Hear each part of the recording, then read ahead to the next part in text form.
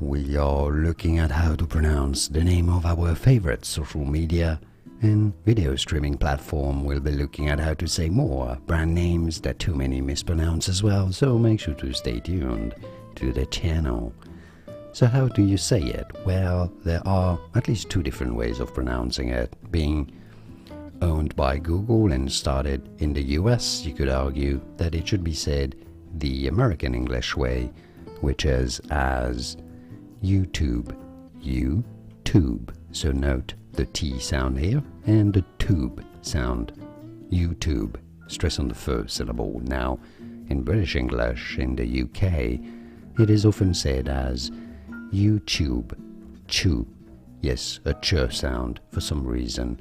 YouTube in British English or YouTube in American English. And now you know. More videos for you here to learn more correct pronunciations like this video. If you found it useful, it helps me immensely. Thanks for your support and thanks for watching.